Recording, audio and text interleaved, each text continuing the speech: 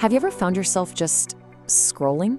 You can't even remember why you picked up your phone, but it's so hard to put it down? Well, I'm here to tell you that's not a lack of willpower on your part. It's actually a multi-billion-dollar science, and it's designed to do one thing: capture your attention. So today, we're going to pull back the curtain on the hidden architecture of our digital world and really see what it's doing to our brains. All right, so let's get one thing straight right from the start. The urges we feel to check our phones, to refresh our feeds, they are not accidental. They are meticulously, brilliantly designed. They are engineered to manufacture a craving inside of us. I mean, we've all been there, right?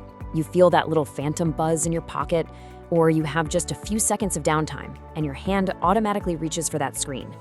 This isn't some personal failing. It's a shared experience, and it's by design. The real question is, how exactly are they designing it? This quote from Nir Eyal, who wrote the book Hooked, just hits the nail on the head. See, the goal isn't really to sell you a product anymore, it's to sell you a habit. It's about intentionally creating these little routines that weave their apps and platforms into the very fabric of your daily life. So how does this manufacturing of desire actually work? Well, it's not some kind of dark magic. It actually follows a simple, but man, an incredibly powerful 4-step blueprint that gets us coming back again and again, most of the time without us even knowing why. And this is it. It's called the hook model. It all starts with a trigger. Now, that could be a notification pinging on your phone, or it could be an internal feeling like boredom or loneliness. That trigger pushes you to take an action, like opening the app. And then comes the secret sauce, a variable reward. It's not the same old thing every time. It's a surprise, a new photo, a funny comment, a rare item in a game. And finally, you make a tiny little investment. You like a post, you save your progress, you send a message, and that little action loads the next trigger and sucks you right back into the loop. Let's see how this plays out in something that isn't social media. Think about a game like Candy Crush. The trigger? You're bored, waiting in line. The action? You play a level. But the variable reward isn't just winning. No, it's that cascade of satisfying sounds, those explosive animations, the unexpected sugar crush flashing on the screen, and your investment? It's the progress you've made on that map, or maybe that dollar you spent on extra lives. It makes you that much more likely to come back. But sometimes this design, it crosses a line. It goes from being persuasive to being flat out deceptive. And these are known as dark patterns. Think of them as the hook model's unethical cousin. They're all those little tricks that get you to agree to things you didn't want, or make it feel like you're in an escape room just trying to cancel a subscription. They're built for the company's benefit, usually at your expense. So why are these loops so incredibly powerful? The answer isn't just in the code or the design, it's literally in our biology. We have to look at the brain chemistry that these systems are built to tap into, and this is where it gets really fascinating. See, our brain basically has two very different systems for feeling good.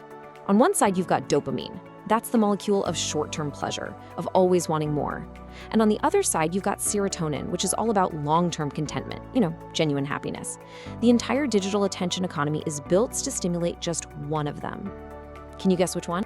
Yep, you guessed it. It's dopamine. It's the neurotransmitter of seeking, of anticipation, of desire. Every notification, every infinite scroll, every surprise reward is a tiny little hit of dopamine. But what's so crucial to understand is that it's not the molecule of satisfaction. It's the molecule of wanting more satisfaction. That's the engine that keeps you scrolling. And here's the kicker. Here's the real problem.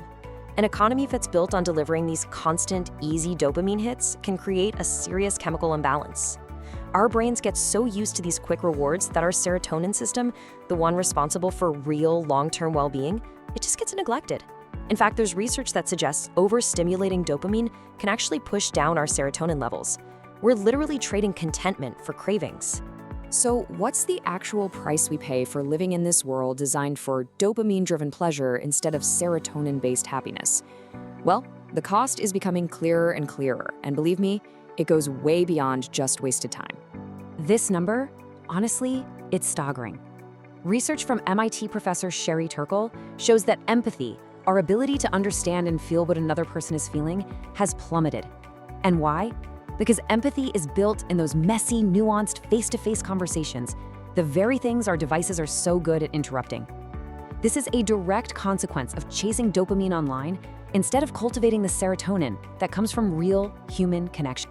And look, when the hook model is weaponized for profit, especially in really vulnerable areas, it moves way beyond a simple distraction. The exact same reward loop that keeps you on an app can fuel devastating addictions with real, tangible harm. And a really powerful and frankly heartbreaking example of this is the rise of online gambling. In places like Turkey, where there's a lot of economic pressure, the promise of an easy win, that massive variable dopamine reward, it becomes even more irresistible. This isn't just a game. For so many people, it becomes a financially and socially destructive cycle powered by the exact same design principles we've been talking about all along.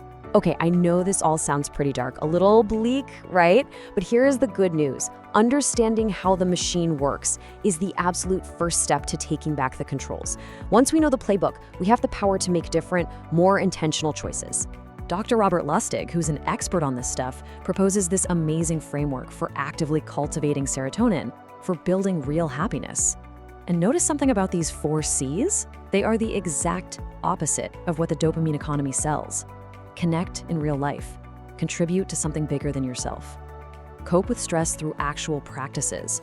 And cook real food. You can't download any of these from an app store. So right now you might be thinking, sure, this is great for me, but companies are never going to stop doing this. It makes them too much money. Well, what's fascinating is that it turns out respecting your users isn't just good ethics, it can be incredibly good for business. And you don't have to take my word for it. The proof is right here in the data. Look at this case study from Galaxy, a crypto platform. They decided to build their experience on trust and clarity instead of those manipulative dark patterns. And the results? Onboarding completion went up 38%. Session time increased by 1/3. And mobile conversion? It shot up over 50%. They proved that when you treat people with respect, they engage more, not less. At the end of the day, this technology isn't neutral. It's designed to shape our behavior. But now that we understand the design, the choice of how we engage with it, that's on us. So the question really is, will we keep choosing the fleeting pleasure on our screens, or will we start choosing the lasting happiness in our lives? The choice really is ours. Thanks for watching.